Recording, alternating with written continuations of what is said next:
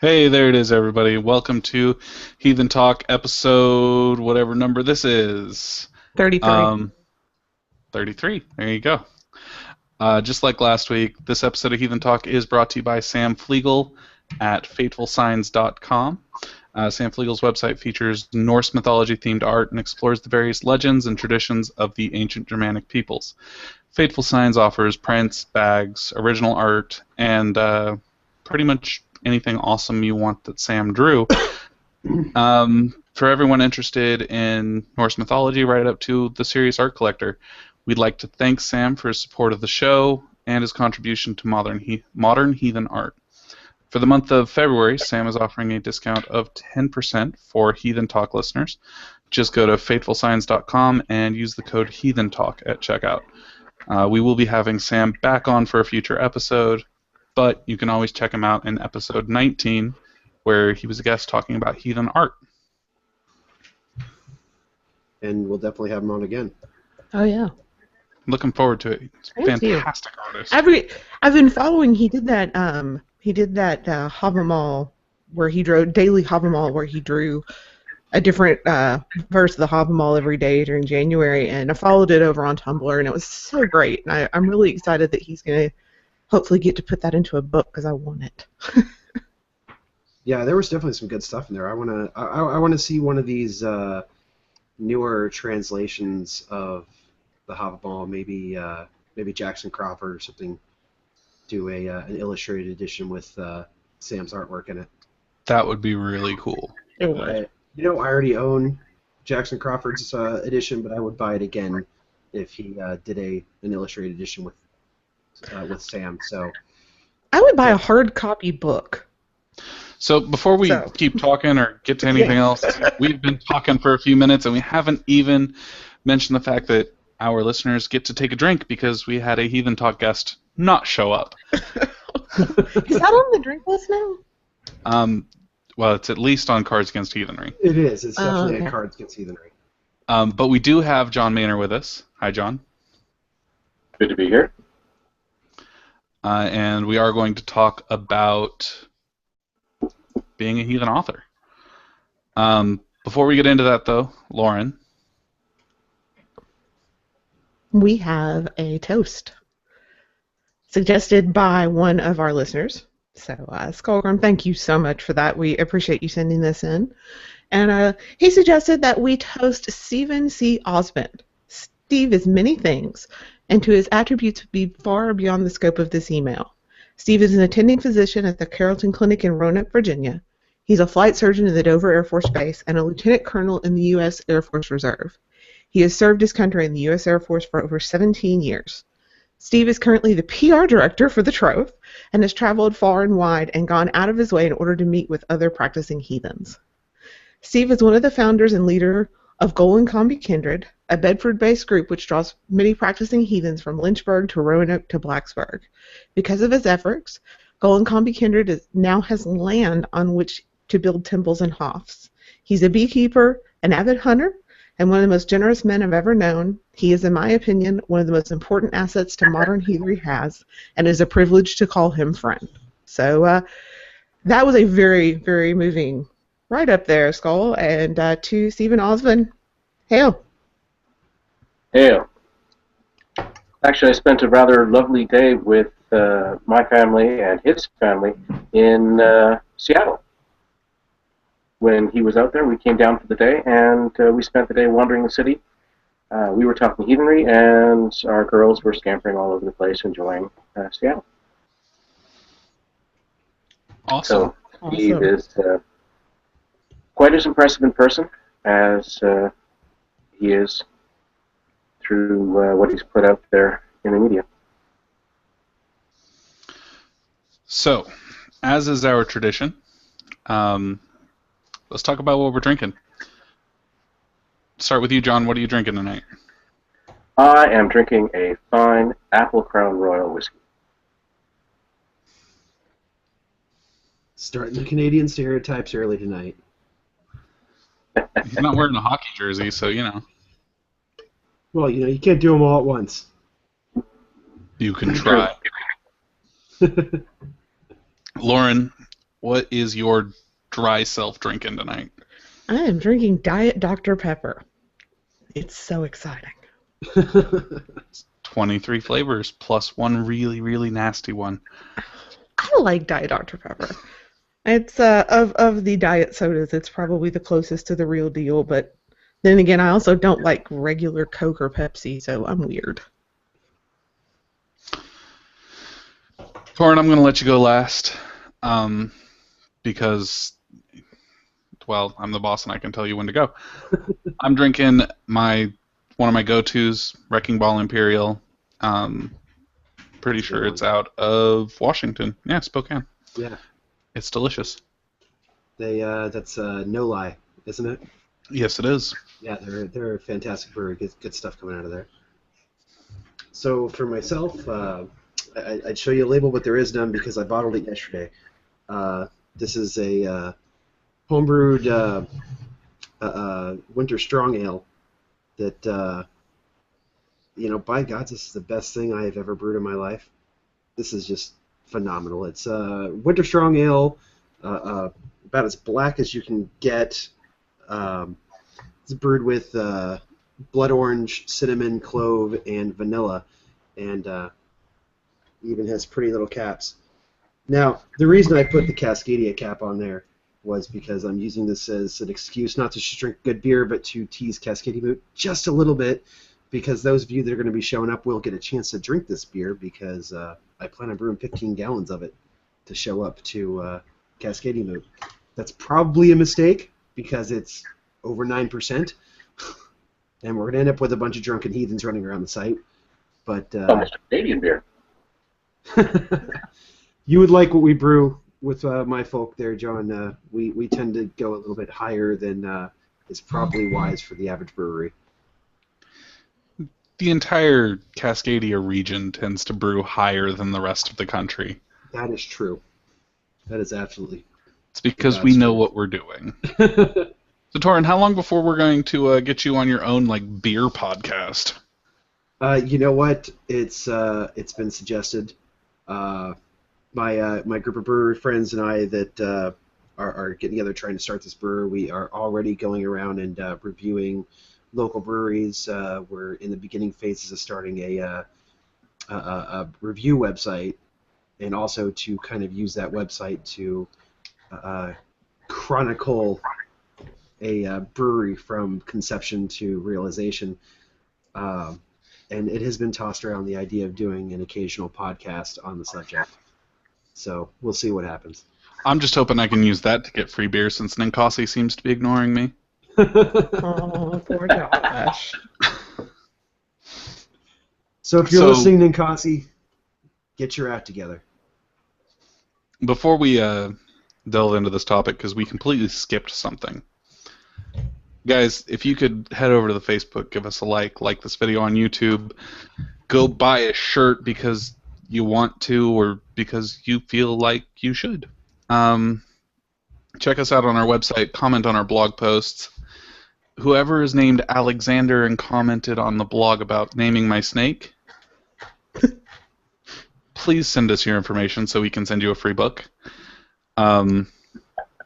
We appreciate that you helped us name the snake, and you won the contest, so get on it. I think that's all I got. Well, you didn't actually tell anybody what the name of the snake is, Josh. Forgot about that. Because of Alexander, the name of my snake is Asbjorn One-Eye, Lord of the Legless. Nice. I like that. Asbjorn One-Eye, Lord of the Legless. It's a fantastic name. Thank you, Alexander. Especially since I'm pretty sure he's blind in one eye. Aww. And also, guys, I wanted we had that really big sale for Valentine's Day. We had that short promotion for T-shirts, and thanks for everybody who came out and bought shirts. And don't forget, we do have the bloat shirt now in black. First time ever. You want it. So head over to our site. If you guys haven't bought that bloat shirt yet, you're falling behind the power curve here. I just got the email today that mine shipped, so I'm gonna be cool before you guys are. I mean, and really, you're gonna have a first edition of that shirt. Well, yeah, I'm pretty sure I was the first order of that shirt. You were. And I do want to say, I do want to give a special thanks to my brother for helping us finalize that art. Absolutely, and at the same time, as I will continue to repeat, a special thanks to Brian Smith for graciously allowing us to use the design. Absolutely. In fact, he's hanging out in the IRC right now, so if everybody in the IRC could thank him for us, we'd appreciate it. Yes, he has shown up. So say thank you to White Marsh, everyone. Thanks, White Marsh. So, John, I feel bad because we've been ignoring you for the last 10 minutes, but welcome to the show. Thanks for having me. So, I know Lauren has read your book, and Thorin has read part of your book. About 40% of it. I, however, have not. I have, however, read Steve's book. So, I'm going to turn it over to Lauren and Thorin to ask you some questions, since I don't have any that would really apply specifically to your book. Sounds good. Well, I kind of want to start out with just a little bit, just kind of tell, because I know who you are, but not everyone does. So if you could just tell us a little bit about who you are, how you got involved in heathenry. Okay. As far as who I am, Yes. I've got a couple of hats at the moment. The banner you see behind me is the banner of the Heathen Freehold Society of British Columbia, slightly to the north of Thorin there. And I've been a member since around the turn of the century or so, and have been the Freyer for about the better part of the last decade. And I am also a member of the Troth. I have been the Western Canada Steward there for about 6 years, military steward for about the last 2, and I'm a member of the Troth Reed as well. So, as far as how I got started in heathenry, actually Odin sort of found me in basic training, although it sort of embarrasses me to admit this. I wasn't actually sure who it was for a couple months after basic. But yeah, he sort of gave me the tap during basic, and once I found Avamov, I realized there really was a better way of living, and haven't really looked back since.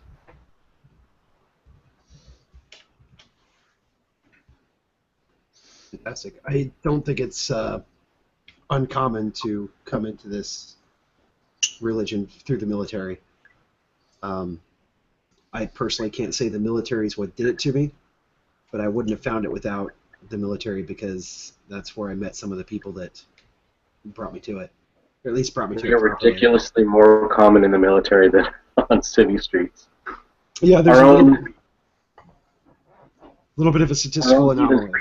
Is, well, being American, you're used to there being a whole lot more veterans in your normal communities than we are. Your military is a lot larger than ours is, even per capita. That being said, a ridiculous number of our freehold are either current or former military. We have Air Force, Navy, Army. So for heathens in our neck of the woods, the call to serve and what drives us to be heathens spring from pretty much the same source.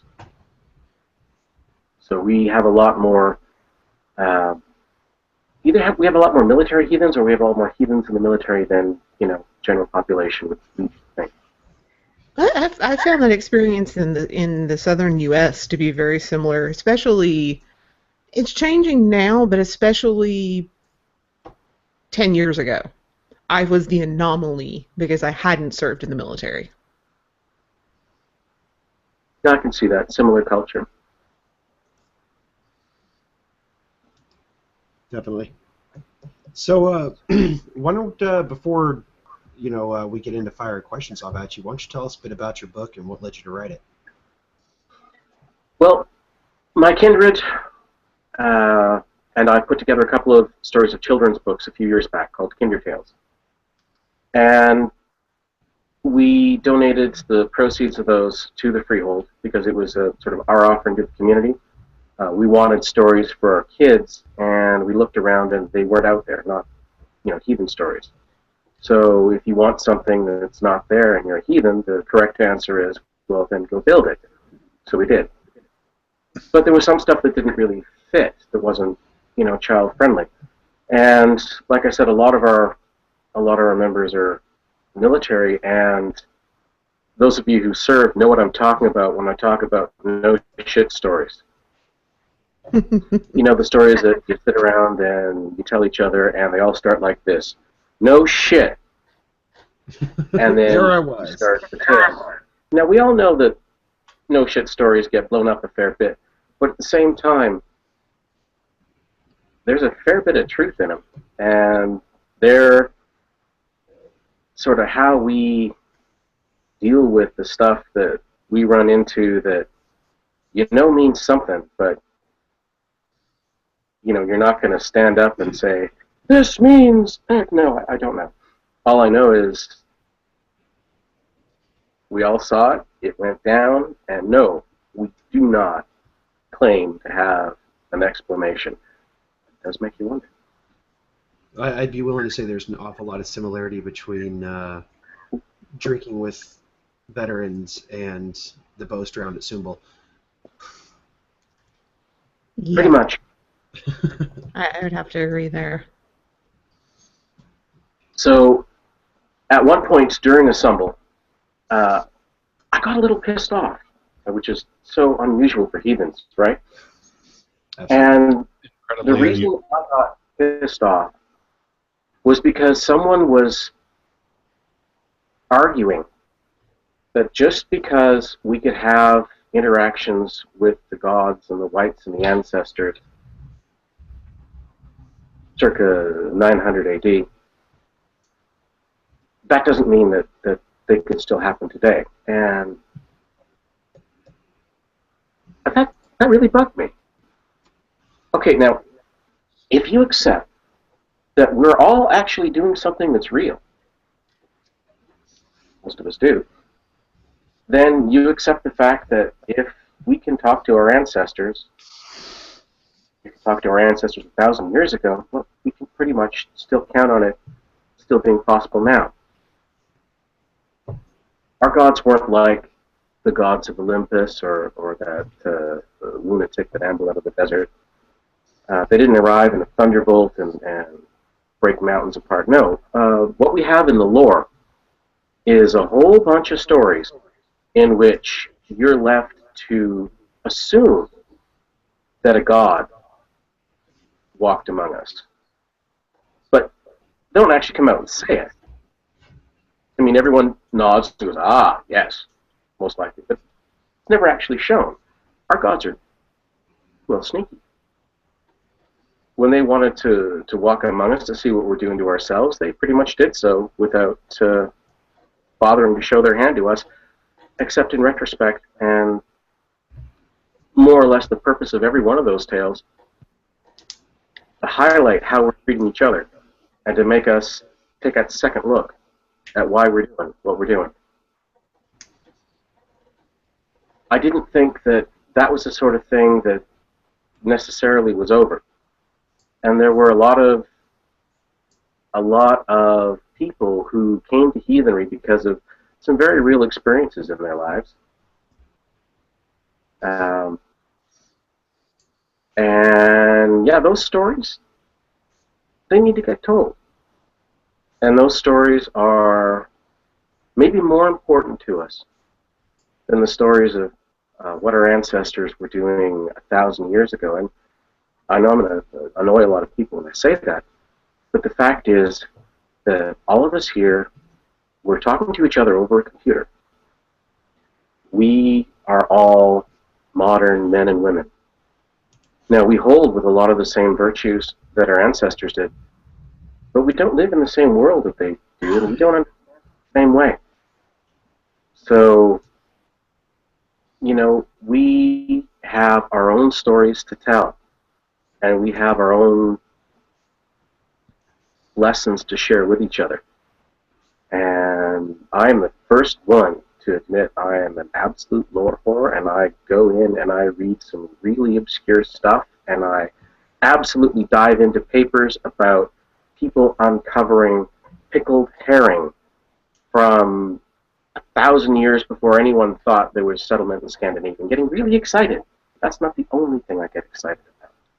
And that's not the only thing that's real or that matters. There's still heathens living their faith today. There's still people experiencing wonder today in our world. And I think if we stop paying attention to that, and if we stop making the same mistake that the church Christians do, separating the divine from our daily lives. And if we do that, then I figure we're doing it wrong. So I set out to write a book called They Walk With Us, because the central message of it is they do. Our gods, our ancestors, the whites of the lands and waters, they never went away. I mean, I admit we're heirs to a broken tradition. We don't necessarily remember all the ways that our ancestors did to listen. And I think we're nowhere near as good at understanding what it is we hear when we do hear something. But that doesn't change the fact that they still walk with us. And maybe it's time we started paying more attention. So that's the source of my book. It's an interesting, interesting premise to start from.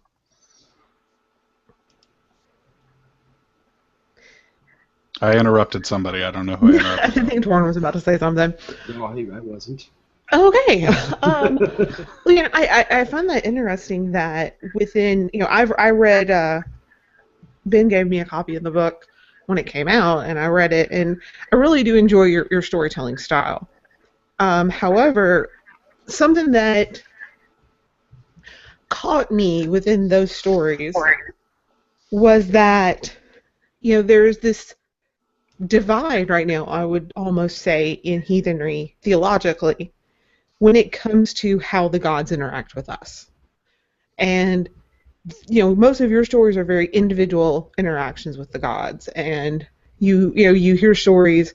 I find it interesting because I can almost date when someone came into heathenry based on how they became a heathen because of the story they tell. Because when you look at people who became heathen, when I came into heathenry in the early 2000s, there were still a lot of stories of personal experience. Whereas it seems like the theological move right now is more the gods interacting with groups versus personally, unless you happen to be somebody who gets their attention. And based on the lore, I don't necessarily think that's always a good thing. I don't particularly want their attention. So I guess that's, to me, I guess where do you fall on that thought process of, how are the gods seeking out individuals, or are these just more metaphorical stories? I will say that primarily the interactions with the gods directly are primarily group-oriented. Like, if you take a look at practice on the ancestral pattern, your interactions with the Seer, with the ancestors, those were deeply personal. The interactions with the whites of the land, those were personal. The interactions with the gods themselves, those were most commonly a community practice.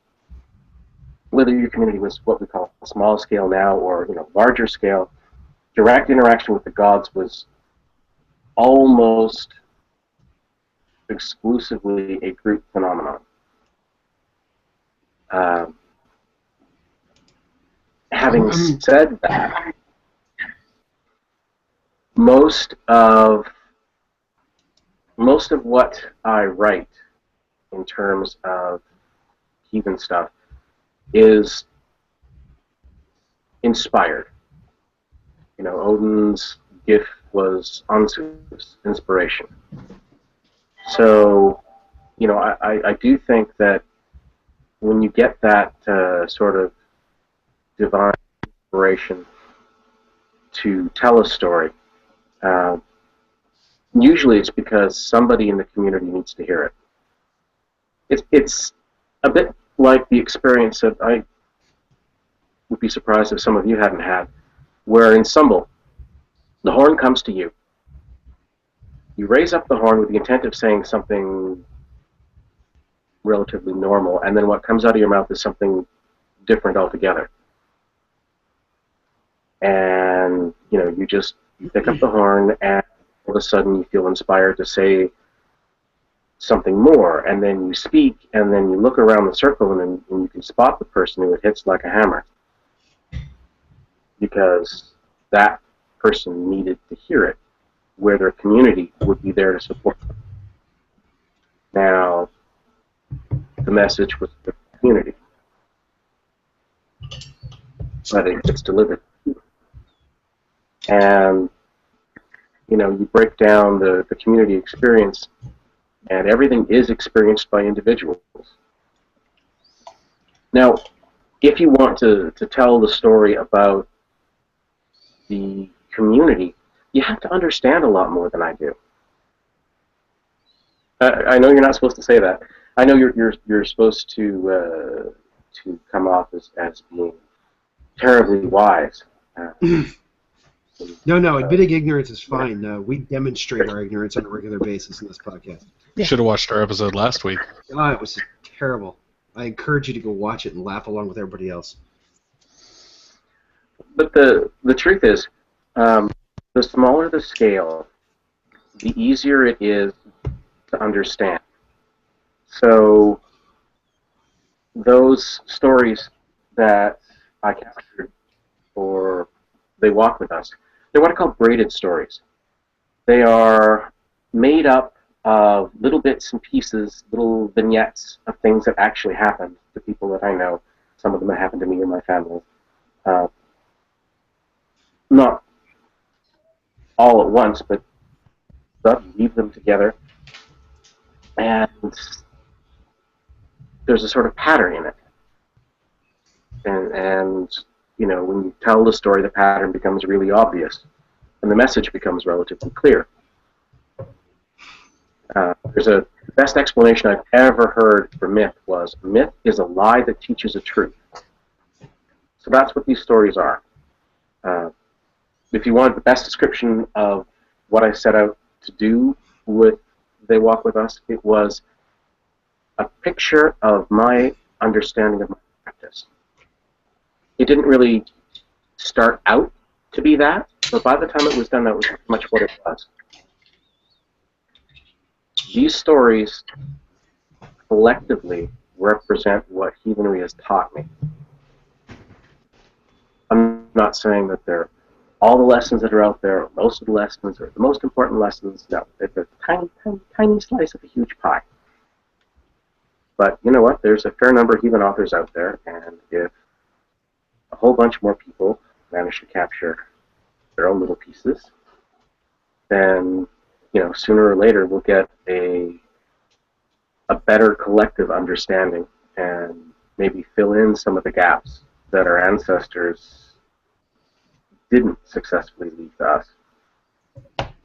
Regardless of the work we do with Reconstruction, there are gaps. And there's a bunch of stuff that is part of heathenry now that we know is made up shit. We know it. Absolutely, we know it. But then again, not all the made-up shit is wrong either. I mean, what you do together as a kindred, whether or not it was founded on something that was right or not, if you do it together for long enough, yeah, that actually becomes holy. It really does. Not because your original source material turned out to be right. No. It became holy. Because a group of worthy heathens gathered together and celebrated that way, put their own efforts into it for long enough, they made something real. That's kind of where all of heathenry is at right now. We're all doing our own thing, doing the best we can, and I don't know whether or not we were getting it right when we started, but along the way, we are all making something real. Well, I mean, Podcasts like this, This is part of making something real. Well, I won't entirely disagree with that. There's definitely some parts of that hold true. I think there's some parts of it that don't hold true depending on how you look at it. That I think are important. How do I put it? Like when you're talking about trying to understand concept of ritual. The strength of, or if the strength of your ritual is that it's been done for so long, that doesn't necessarily mean it's correct. Or that it's right, I guess is the best way I can put it. Well, I really didn't think this criticism out when I started saying it, but I'm hoping my point's getting across. Pretty much. And I want to say because it's right for, this is an argument we've had before, because it's right for your group doesn't necessarily make it right for all groups. The Hammer Right being an example where you have groups that have been around since the 80s who use the Hammer Right when it was, when we thought it was kind of a real thing, and they still use it because it's meaningful to them, because it's something they've been doing for 30 years. Right. It is part of their thew, even though it is inarguably MUS. It is totally, completely, documentably made up.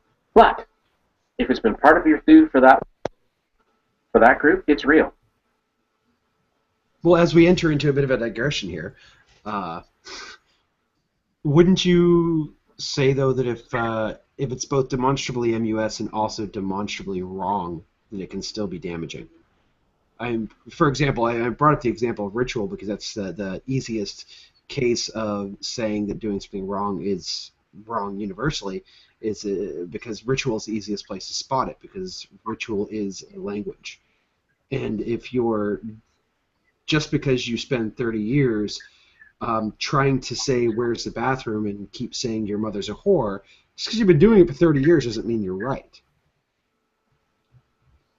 Well, there is a very definite, right, it's funny you mention that, there is a very definite process that most groups go through. I actually became Freyer all thing on record, and I hope to the gods it remains the longest all thing ever. When we went through and got rid of all the archaic language, because we got some of it wrong, we got some of it badly wrong, then we went through and we wrote out the stuff that was wrong, and we really made a concerted effort to get rid of all the archaic language that we had a modern equivalent for. Now, some of it we couldn't, because there isn't really a modern word that captures it. Because, our ancestors had concepts that, the English that survives today doesn't. So some of the archaic language we were stuck with. There simply wasn't a better way of saying it that didn't sound worse. Well, but a lot of it we got rid of wrong, and it was really wrong. Yeah, that I can't disagree with. I mean, we're not going to be ditching words like weird or long anytime soon, simply because there aren't equivalent words in our modern English to describe them succinctly. But when I'm talking about language, I'm not necessarily talking about using words from foreign languages or using Old Norse. I'm talking about the ritual as semiotic language itself, that every action in ritual is a word or a phrase in an attempt to communicate with the numinous. So if you're doing something that is, no matter what your intent to communicate is communicating something entirely different, I mean, can't you objectively say that's wrong? I guess it would depend on the nature of the action. Like for some things, the ritual action originally, if it was reasonably arbitrary and didn't have any intrinsic meaning to it, then another action given the same symbolic meaning, having again no intrinsic attachment, would be equally as valid. If the action really does have an intrinsic meaning, and the action you're using instead has an intrinsic meaning which is opposite or counter to that, then yeah, it's at that point the ritual form is interfering with the ritual effect. Okay, And, fair enough. you know, that's a case of you're going to have to get into that horrible, nasty changing the way we do things, which generally causes groups to lose members, and which is why we really, really tend to look to be done and stick to the stuff that needs to be done. Fighting the battles that are important, as opposed to all the battles that we probably could find value in fighting, as long as we're caring how many cost over it. I think we've come to kind of a basic agreement on this. But, you know, it was a little bit of a digression from what we were talking about. So, Lauren, you've read the entire book. Right. I think. Okay. So, is there anything you want to start with on John's book itself? I think, like I said, the big thing, there were some things. Let me pull up all my notes here. I should have had them open and I didn't. I apologize. I'm going to blame tests this week. All my professors got together and like, hey, let's all give a test this week. Because that seems like the greatest idea ever.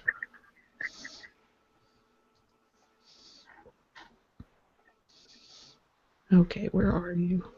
So while she's looking at her notes, I apologize, guys. I got a more generic question for you here. When this question comes from the IRC, and I wanted to go ahead and throw it in if I could. I don't remember who asked it, so if you asked it, take credit for it in the chat room. Should heathen authors, heathen writers, appeal to the overculture, appeal to the mainstream reading audience? And if it's something they should be doing, how can they do that? Well, you have some authors out there who are mainstream authors who are also heathen authors. Like you have people out there like Diana Paxson who are professional authors. Now, as far as writing to the mainstream audience, they do it very well. I'm not going to claim that particular talent.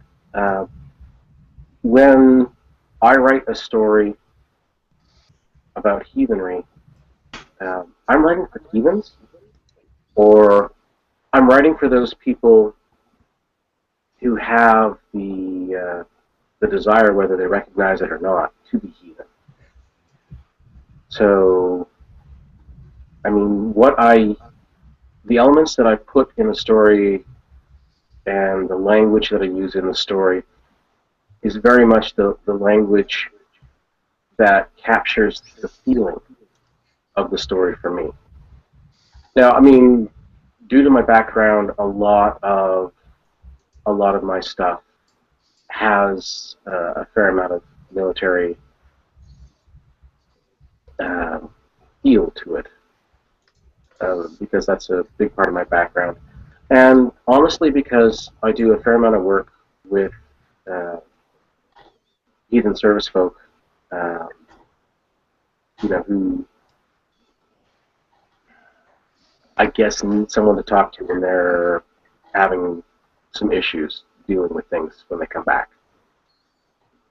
So a lot of the audience that I'm writing for, the language makes sense to them, and the emotions I'm trying to capture fit well inside that framework.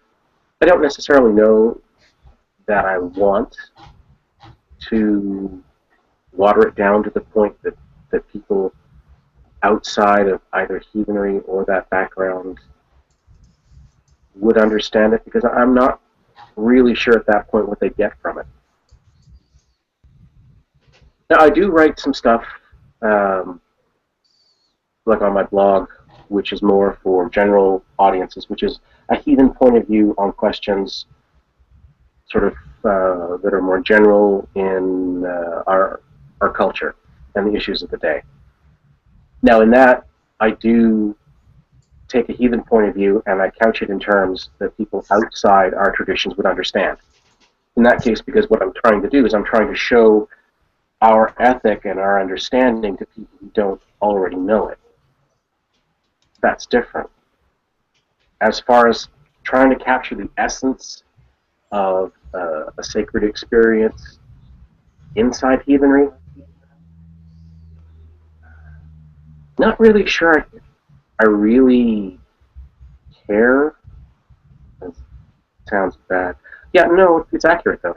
I don't really care if people who do not know or care about our ancestral traditions or our gods understand it at all. I'm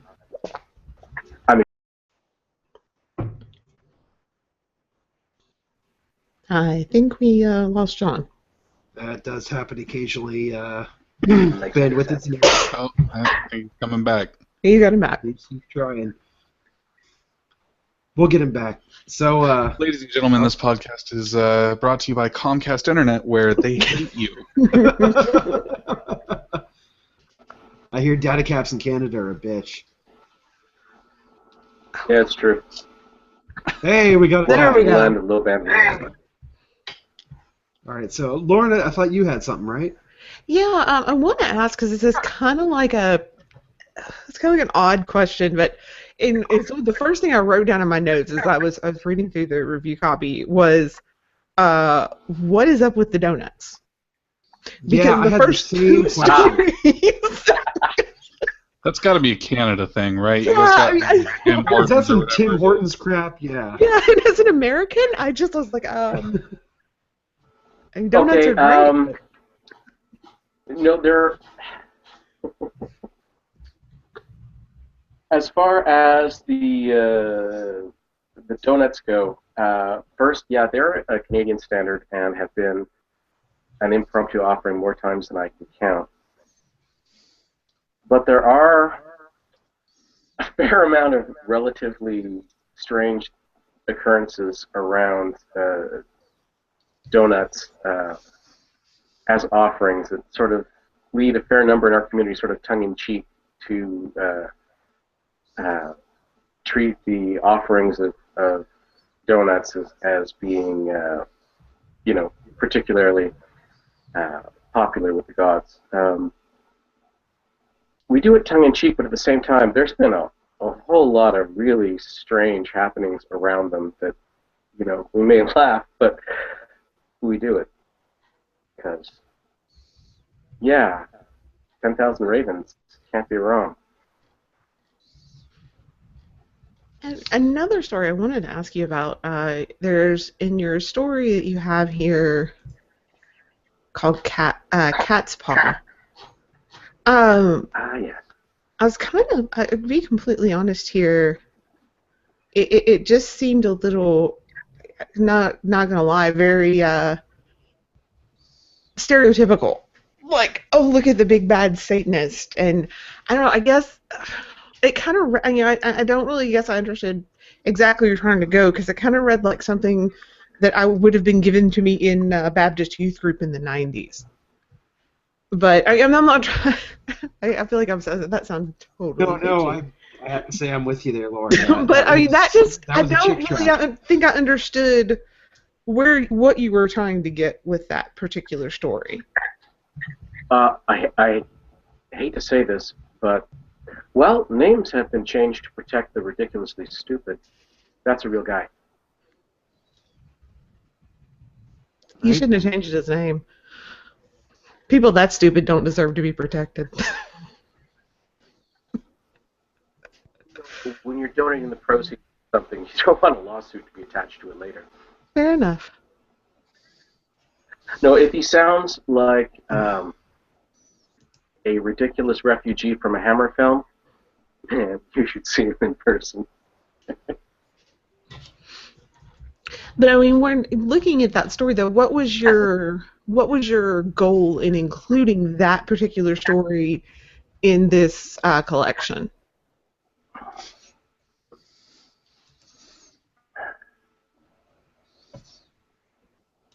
I've had a few dealings with the authorities when it comes to helping our people when real life shit goes wrong. And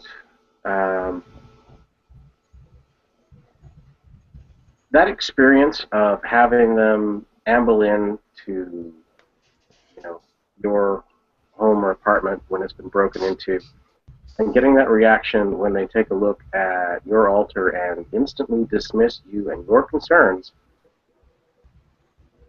well, that's happened to entirely too many people to not really be part of the mental landscape, Now, like I said, I tend to weave my stories of stuff that actually happened, and most of the elements in that story pretty much happened between one creepy stalker and another incident with the ex-boyfriend. Pretty much all the elements in there pretty much played out more or less as they're written. Now, weaving it all together and the underlying message of it all, yeah, that's me. But the bits and pieces of it, no, that's plucked from real life. That's the way it went down. So was there a reason then that it was important to you to stay more true to real life, to kind of even though it may distort the meaning a little more? Like I said, because I walked away from that. This is one of the only stories I'm going to say I walked away from absolutely just like, I don't know where you're going. I don't know, and that's maybe my own personal baggage from having grown up. I grew up near West Memphis during the whole West Memphis 3 thing, so I figured to admit I do have my own baggage on that. But I kind of walked away from that one just very, like, it didn't feel like it fit in with the rest of them. So that's why I wanted to ask, because that one. So I didn't know if you were. That story is just one of those things that made me go, And not to put too fine a point on it, I do not have that strong grasp of the Vanir. I'll be totally upfront about that. I understand the lore relating to Odin fairly well. Thor reasonably well. Tyr fairly well. But when you step into the Vanir, no, honestly, I don't really have anything like an instinctive understanding of it. So a lot of the Vanir flavored stuff, you can see stuff and hear things and go, wow, that's amazing. But I don't have the same sort of handle on it that it would something that fits into a context that I actually understand better. But, I mean, that being the case, the stories, they pretty much tell themselves, and if I don't necessarily get it, that's more my problem than the story's problem. So I do a better job with the ones I understand better, I will say that. So when you sat down to write your book, right? Did you have a process that you went through where the idea for a story popped into your head and you started writing, or were these stories that you had already kind of started to gather together through just writing down? I mean, I remember reading one of your short stories before when I was a member of the Troth, where it was a vampire story, and I thought it was a pretty decent story. Is this a collection of short stories that you've written over the years like that, or is this all stuff you sat down and wrote at once? Well, there are some that I sat down and wrote once I started collecting the stories together. But by and large, the stories are ones that I wrote over the years in response to individual individual incidents or conversations. But, you know, when I sat down to put them all together, here's one of the things that I was not prepared for. And Heathen Authors 101. This should be in there someplace. Never assume you understand what you've done. Because I really did. I really thought I understood what I did, how I did it, why I did it, until I went to put this book together. And when I went to put this book together, I thought that I would have to come up with a framework and a plan, some sort of police pull. And I was wrong. I was wrong because when I started to gather everything together, it was like putting together a puzzle.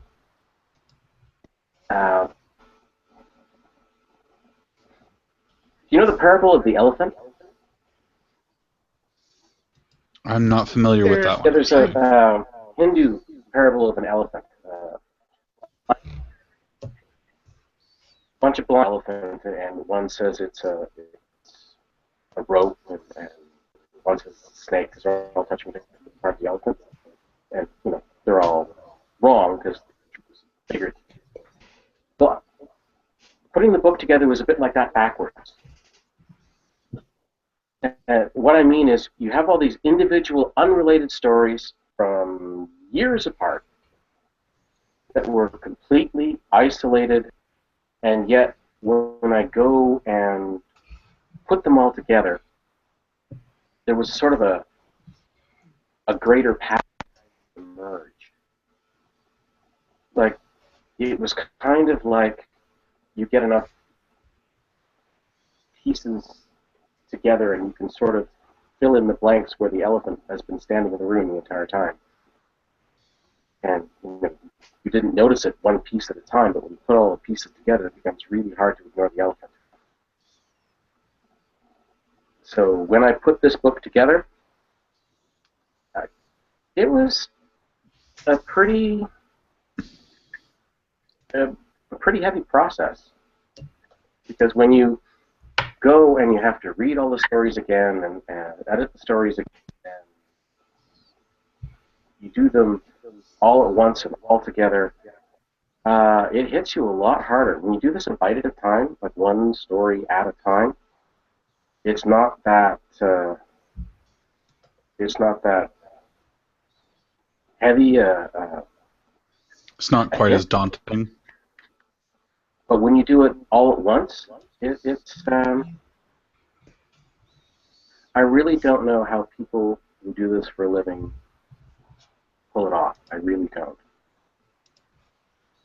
I mean, as far as books go, this is barely in the novel length.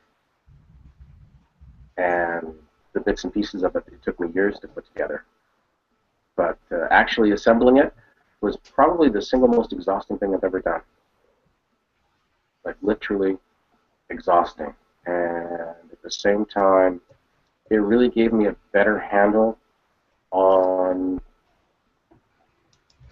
everything that I've sort of learned from practice for the last couple of decades. A good chance to sort of examine my practice, my beliefs, lessons, and whatnot. Okay. So you've written. Wow, look at me! I'm really good at English. There's a reason I don't have a book. You've got your book, and obviously, you know, having the audience of the Troth to pick it up, you've got that audience. Do you see any danger as a fictional author where people might take your words and interpret them as fact or part of the lore? You know, there's nothing more dangerous than a poet with a metaphor and a literalist with a book. That is probably the single most dangerous combination out there.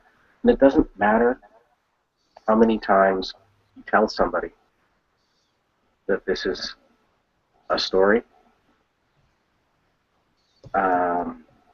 Those people who have it in them to be your fundamentalist Bible thumpers will be fundamentalist edit thumpers just as easily. I don't have that particular problem myself, but there are people out there who really want to be told what to believe. And good gods, I can tell you right now, there is no one in the heathen community who's qualified to do that for you. I've been around a while, and I met most of the big names. None of them, and I'm not even on that list, can tell you how to be a heathen. You got to figure this stuff out for yourself. You got to think for yourself. You have to read the lore, get together with a worthy group of people, practice together things with your own group. Once you've seen them in person and get a sense for how to weigh their words, that's when you discuss things and you try out your ideas. You don't pick up a book that I've written or that anybody else has written and use that instead of your thoughts. Our ancestors would take you back and kick the ever-loving crap out of you for being that stupid. Unfortunately, a lot of groups out there will sell you their book and do just that. Well, I got to say that to a certain extent, I disagree with you on that. I mean, one of the things that I at least have beat on about on this podcast and in other forums, and I know that the others agree with me at least to a certain extent, is that part of the learning process in the very beginning is looking for reputation and trying to learn from people where that reputation exists. And within the Troth, at least, it's inarguable that you have a good reputation. So people are going to see your words and give them a weight that they're not going to give the words of someone else. I mean, somebody who is geared towards the Troth in the first place, as an example, is going to give your words more weight than they're going to give mine, as I've been an active critic of the Troth in the past. So, I mean, there's a certain point where you have to look at what kind of weight your words are automatically going to have put on them when people read them, just based surely on reputation. There is a lot of truth to that, and I will say that not so much in this book, because really, after the stories, there are essays which really are my thoughts about the purpose of including that story, or I guess my understanding of the lesson I took from it. But outside of that, when I write in my own blog, or when I am acting as a leader either in the Freehold or in the Troth at an event, or speaking to, say, one of the university groups that we work with, I'm aware of the fact that, especially universities, you look out and you see all these people so eager for, the chance to learn. You have to be really, really careful to separate what you can back up as being with a fair degree of confidence truth, meaning what we can say from the lore has withstood scrutiny over the last 20 or 30 years and not been disproved. There's that. And then there's our best understanding of the way we do things in this community. And you can't lay the two of them the same. You can't. Now, I'm a member of the Troth, and one of the things that I like about the Troth is that generally the part we get right is accepting that there isn't only one way of getting heathenry right. So there's our way of doing things. It's not the only way of doing things. It's not the only way of doing things right either. There's a lot of groups out there doing some amazing things. Like Mountain Haven Kindred, they ran the Raven Radio podcast for years, have done some amazing things. Now, do I agree with them on all kinds of heathen issues? Some yes, some no. You guys do a lot of amazing things. Do I agree with you on all heathen issues? Some yes, some no. And that means we're doing it right. There never was any one right way to practice heathenry. Every tribe in every period had its own way, had its own reason for doing things that way. And what was right for the tribe was right for the tribe. And that's it. That phrase is really important. Right for the tribe. You know, it's kind of like UPG. Every word in that phrase means something, and the whole together is absolutely true. So right for the tribe, right for your group, means just that. Doesn't mean other groups are wrong. It means that's right for your group.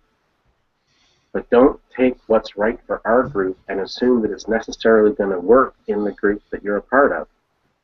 Because when you gather together real heathens in real space and get together to find something that works for your community, it won't work for you.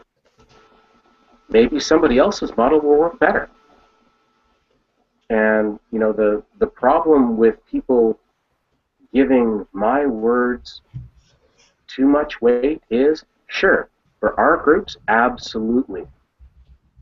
The way I'm telling you we do things works for us. But the last two words are really important, for us. I'm not telling you how to run your group. Because you know what? I guarantee you're better at running your group than I am. I absolutely guarantee it, because it's your group and you know them. Now, And if you get to the point where your words carry so much weight that people stop listening to what they know about their own group, that's a problem. Okay, so I can agree with you on the idea that tribal Thu is, as far as it goes, inviolable. You know, it's not up to me or anyone else to step into somebody else's tribe and tell them how to do things. But there are some things that are just going to be, I guess, wrong, to put it no other way, that are going to be completely not heathen. And I bring this up because I did have, and now, like I mentioned earlier, I'm only about 40% through your book. There was one story, though, in particular that bothered me. And I wanted to get, and it's kind of why I brought up the stuff earlier, especially about new people reading your book. And I wanted to get you to talk about this particular story.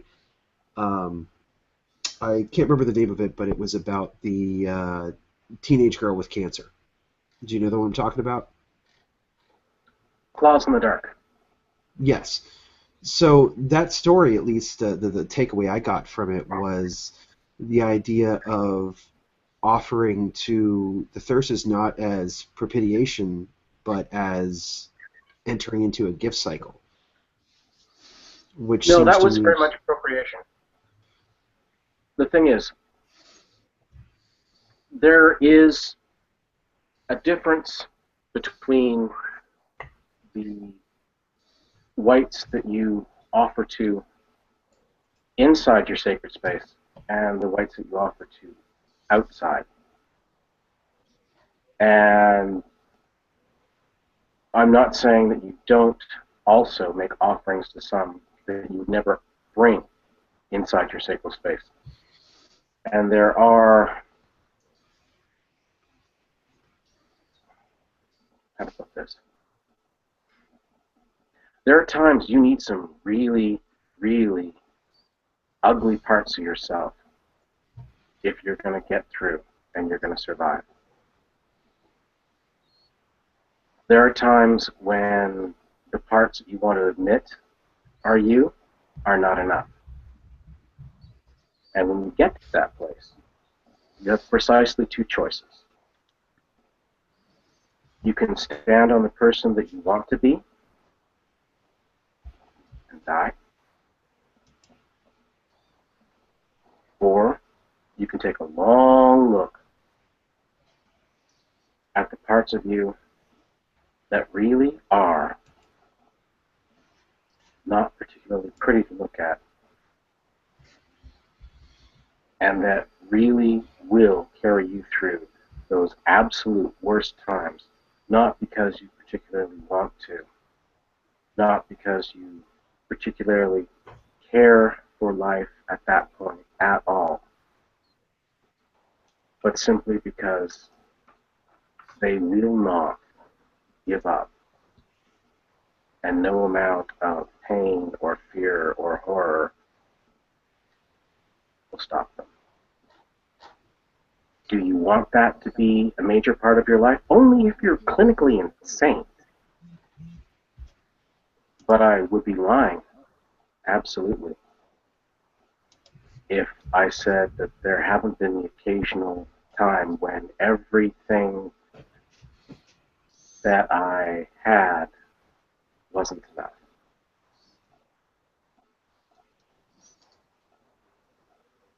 And there are some people in my kindred who got through cancer long after they gave up believing they had anything worth living for.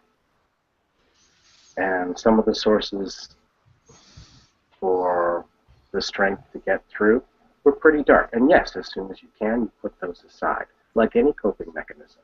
If it gets you through that bad hour, you use it. And like any other coping mechanism, if you don't put it down as soon as you can, it will absolutely destroy you. Coping mechanisms are about getting through a bad 5 minutes. It's like shock. It'll get you through the next 5 minutes, and in an hour it'll kill you.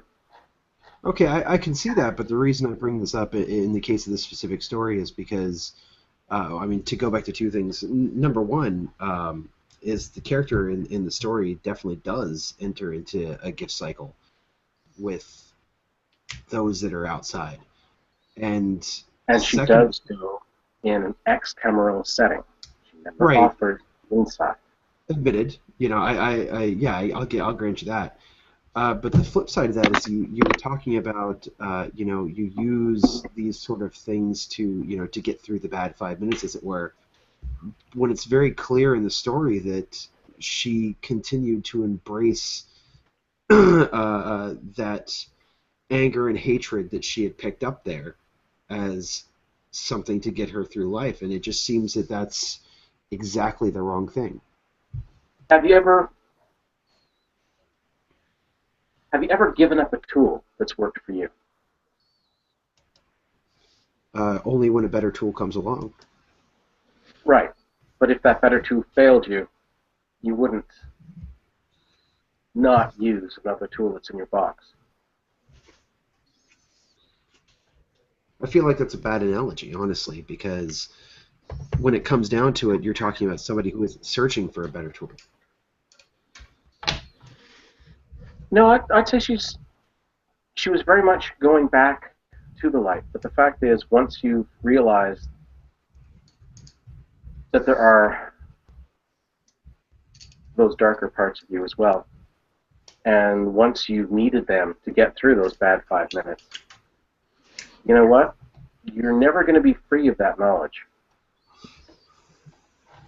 I'm looking. I've got the story right in front of me, and I did read it. And I have gone through. Well, I haven't gone through cancer. I'm currently going through some pretty serious health issues, and I'm going blind. So I can understand that part. However, I'm going to be completely honest. As somebody who, I don't know if this story theologically lines up with heathenry, for me, because as somebody who studied, and I have studied neo-pagan theology on an academic level, it just really reads very much like New Age shadow work, which is all fine and good, and it reads a lot more like something that I would get out of therapy than heathenry, because I don't know.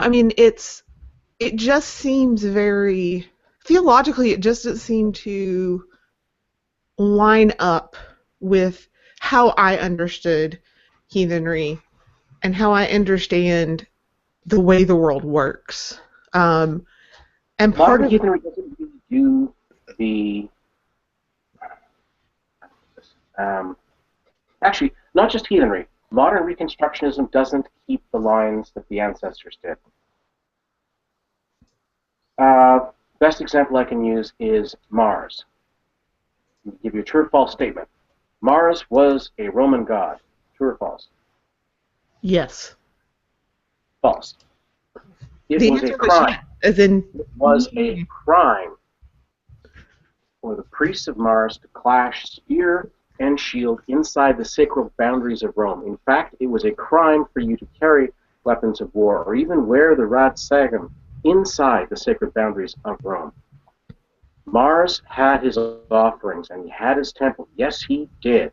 Outside the sacred boundaries of Rome. He was absolutely important to the Roman cult, but he was never allowed in the city. Never. They would execute you for bringing Mars into the city of Rome. Was he important to Rome? Yes. Was he a Roman god? Hell no. Not allowed. Not in their city.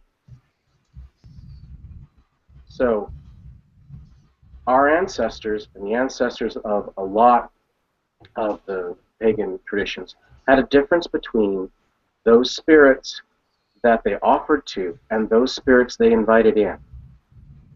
You take a look at the lore, and there are a lot of offerings to the local whites. Strong whites, and yes, offerings to whites they will flat out tell you are hostile. But there's a significant Yes. difference between offering and propitiation.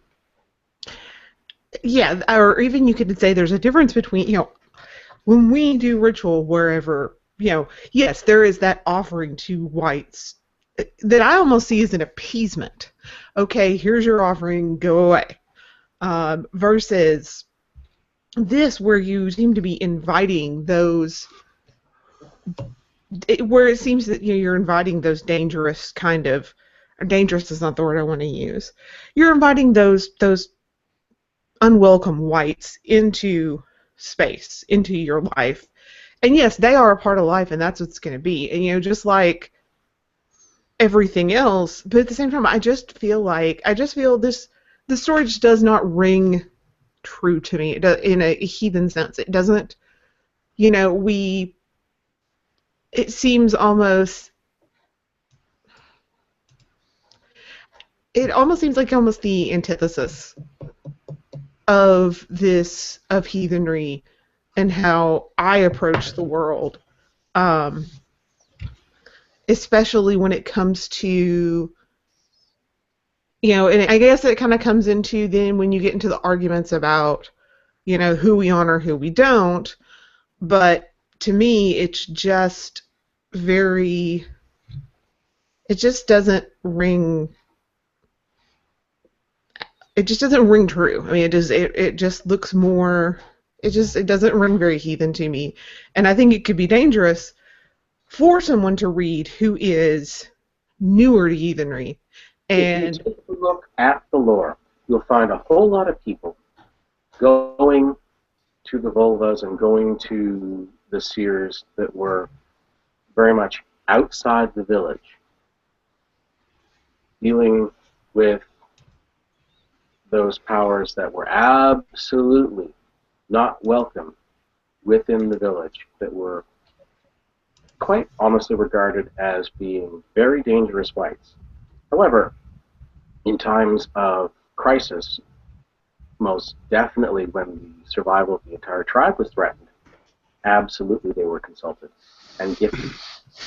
Now, these are cases where, yes, the only possible time that you would approach these entities, if you were anywhere approaching sane, is in direst extremity.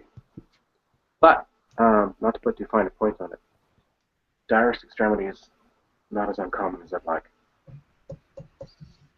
Well, and a lot of the work that I do with heathens is in heathens that are going through some pretty heavy stuff. So I guess spent a lot of time with them at the absolute worst times of their life.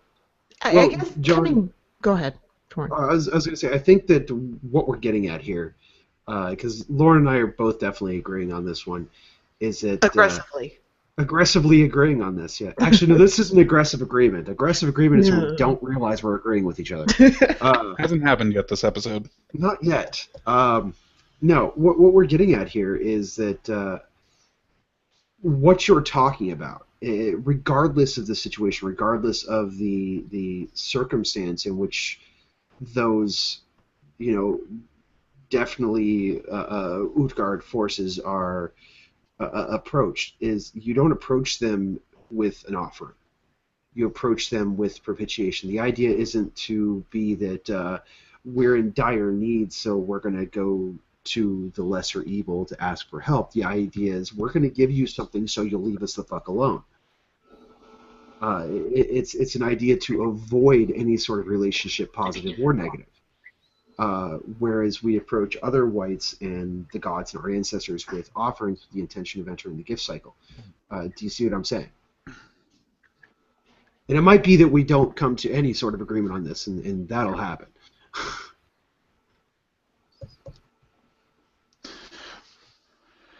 For this one, I think we see it differently. Definitely. But I also didn't see the story as her entering into a sustained gifting cycle with these beings. I do take it as an admission for her that having been that far towards her limits, she has a better understanding of what she's capable of and the price she's willing to pay to get through. So, I have a quick question in this vein.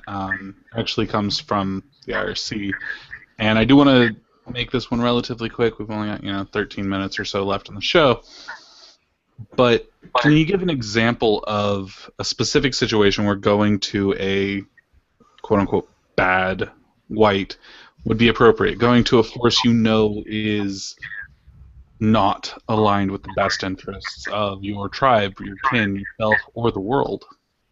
Well, it sort of depends on the white. I mean, there's a lot of whites out there that they are dangerous whites. The whites of lots of the places are routinely acknowledged as, oh yes, people drown here every year. But the white itself is still honored in local tradition, not entirely seen as a bad guy in all occasions. Just you're advised to steer well clear, and the local lore in those cases tends to be very much a, by the way, here's what this person is like when they interact, here's how not to piss them off, and here's what happens if you get it wrong. I mean, fairy tales were very much a way that our ancestors allowed you not to get killed repeating mistakes that they'd figured out already.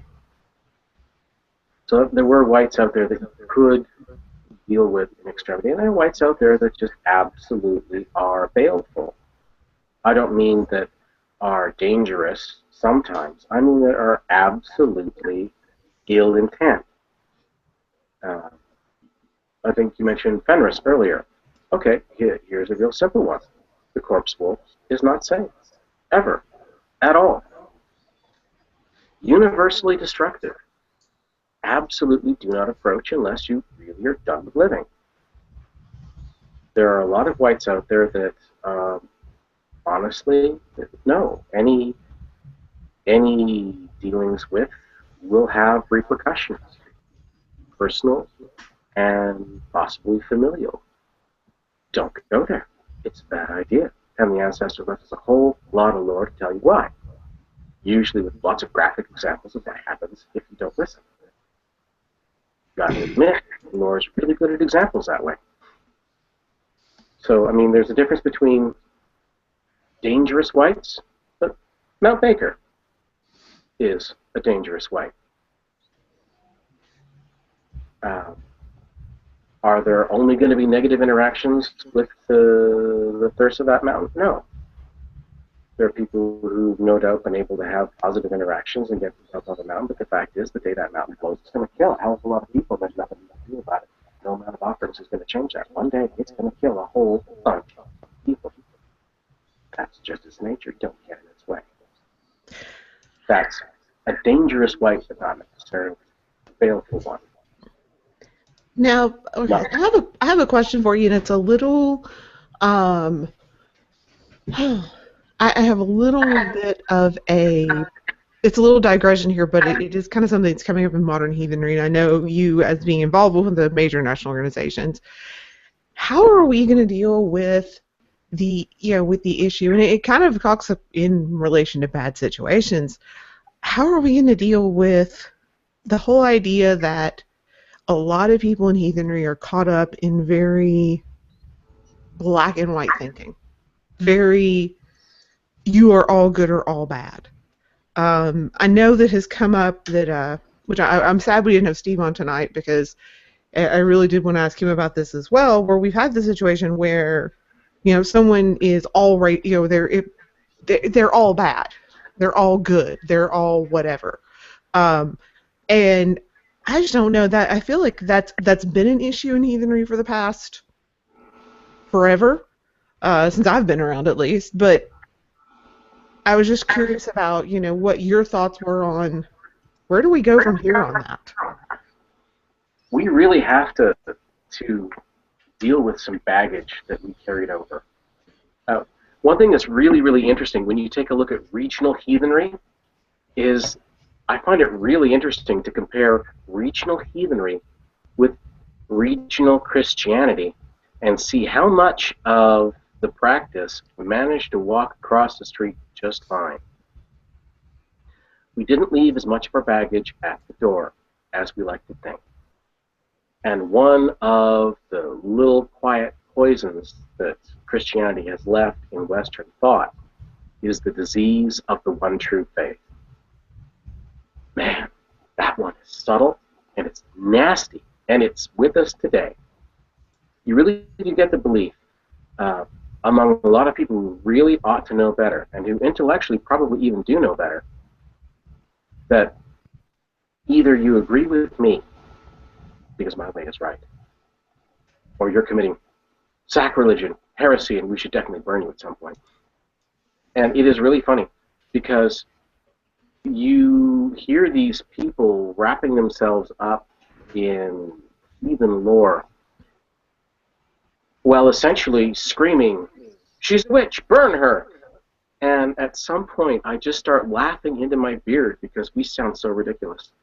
We really do. Oh my God. At some points, heathens manage to sound more like intolerant Christians than some of the intolerant Christians do. And we have no excuse for it whatsoever. Because if you take a look at the migration age, one of the greater periods in our history, you had a whole bunch of tribes traveling in the Confederation, managing to conquer the bulk of Europe that was worth having. And during that time, they never codified a single unified practice. Each tribe kept its own traditions. Even then, with an unbroken tradition, they never had one right way of doing things. But right now, oh man, we want to. We really do want to have one. And we want to tell you you're doing it wrong. And if you don't accept that, people get nasty. And it is, our community is going to have to grow the hell up about.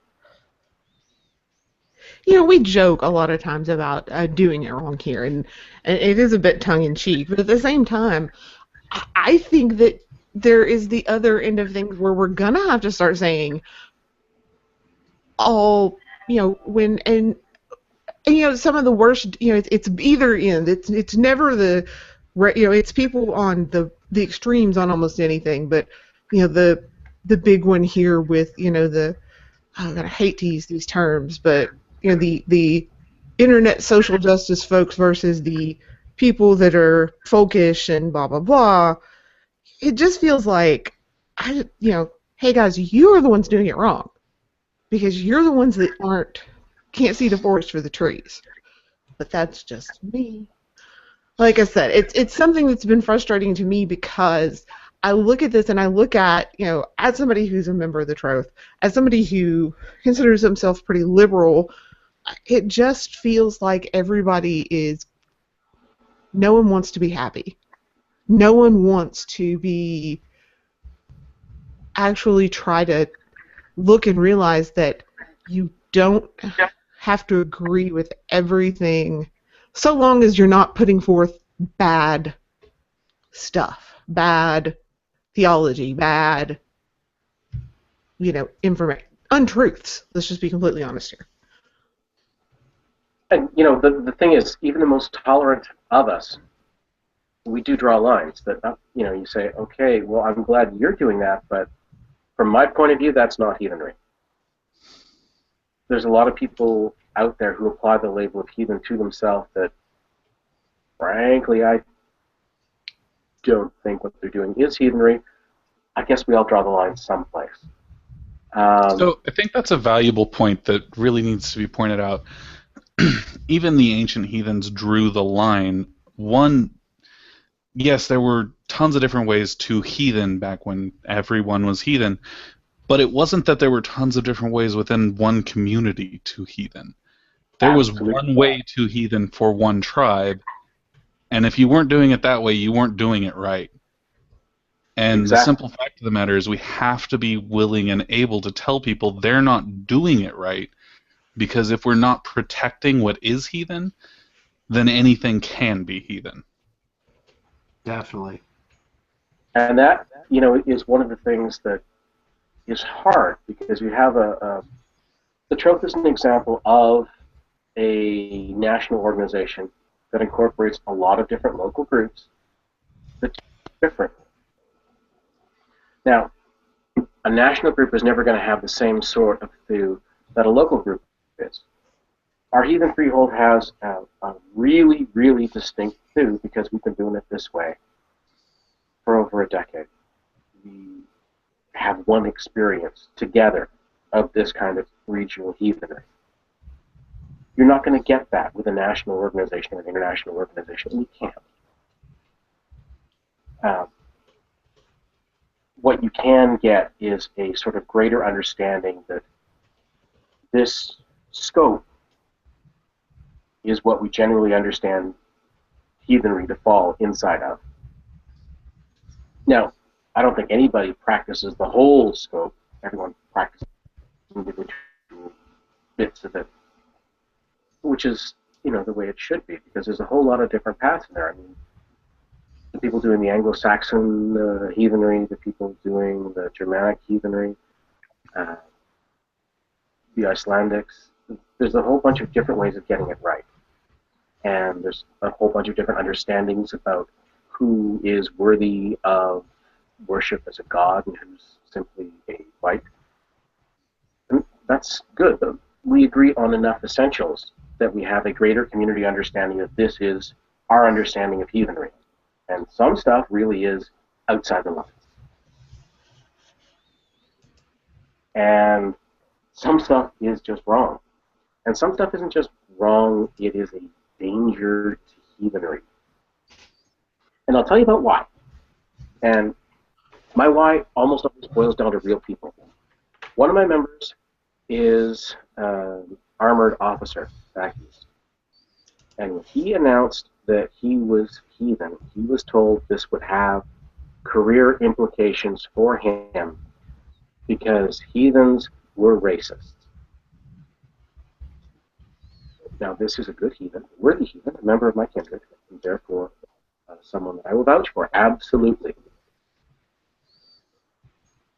But to admit that he was heathen meant he had to wear, essentially, the crimes of groups he's never associated with, would never practice with, because these people are defecating on the name of heathenry, and the rest of us have to clean it up. And absolutely, if I have to deal with this, and if my people have to deal with this, then I will get up whenever these racist asshats open their mouth, and I will slap the ever-loving shit out of them because they're hurting my people. And there comes a time when tolerance is done, and you have to defend your community. And these people are not members of my community. They're taking the name because we've made the name something powerful enough for them to feel a value in stealing it. Well, it's not theirs. It's ours. Better men and women work to make it something real. They've no right to it, and we're taking it back. There you go. My temporary soapbox. Lauren, I think you had something you wanted to get to, and just so you know, guys, we may go over on this episode. It's been a good conversation. And I don't have my first class in the morning, so I can stay up. I don't have to get up at 6. I'm excited. I want to ask, because this is pretty. You're talking about things that are harmful and controversial, and I know that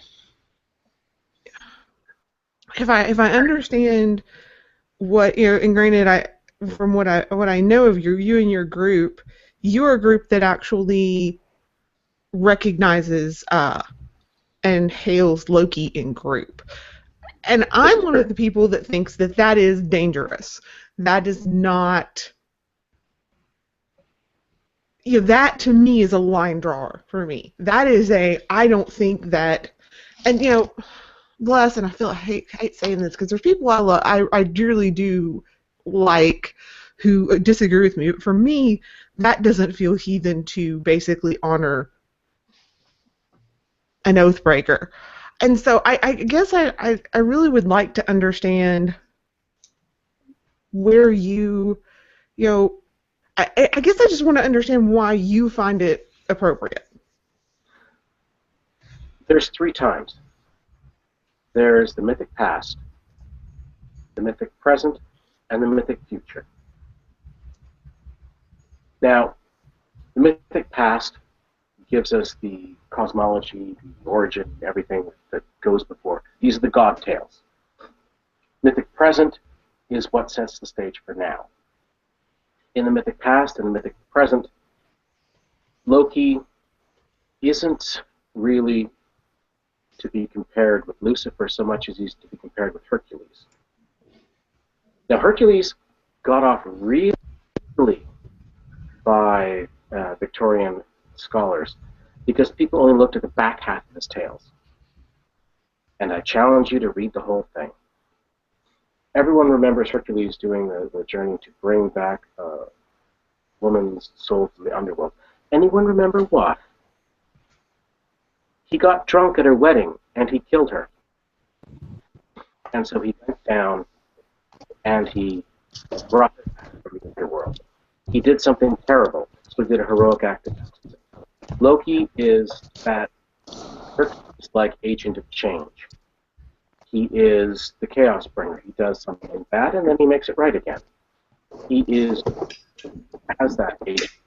He is not a evil until a very questionable end. Now, Loki picks up the Lucifer baggage, and he really does. And what's really funny is it all sticks to it, and it's not our lore. Not our circus, not our monkeys. In the mythic future, Loki, in the mythic present, not yet. It's like hailing Balder. Do I make offerings to Balder? No. In the mythic future, certainly, we're told that he will have the highest place in Asgard. Right now, he's dead as a doornail. That's the mythic present. That's the truth of the day. He was living, finest of all the Aesir, but now he's dead. One day he will be the highest of all the Aesir, but now he's dead. In the mythic present, he's not getting an offering because he's not here. in the mythic present, Loki is evil. He is dangerous. But then again, I follow Odin, so I'm going to be careful about chucking stones. I've read my lore. And not all of any of our gods' deeds stand up to all that close scrutiny. There's a few of the heroes who are definitely formed great. Dress that up however you like. It's an evil, ugly crime that I think men should be hung for. And some of our gods have committed it. Okay, so the thing that we're getting at with Loki, I think, and I'm going to take this from a slightly different angle, he's been approached, I saw on the IRC at the very least, and from other people, the idea of it being dangerous to approach Loki in ritual has been approached from the idea of him being, the betrayer of the gods, goes through the death of Balder, goes through, him being cut off from the Frith of the Tri. But my tribal theme comes at it from a different angle, because, well, for example, we reject the Ragnarok myth. But even from that, even if you just take everything prior to the death of Balder, you still end up with a figure that is not necessarily worthy of being revered, a figure that has done damage to his tribe on a regular basis, whether or not they actually ever cut frith with him or not. He regularly does damage to him, and his acts of what's what I'm looking for? His acts of good are merely trying to make good on the damage he's done, and at best he comes to a net negative at the end of that. So why is it that you would think it's a good thing to call on a figure like that in ritual? And yet you've exactly described the character of Hercules, and no one questions him being honored at all. I don't think that I'm sorry to hitch on this one, but what does Hercules have to do with anything here? I mean, Hercules is not amongst our mythos, and the people who balances unquestionably acts of shame with acts of heroism. The two balanced. Now, that is Loki's nature. He is an agent of chaos and an agent of change.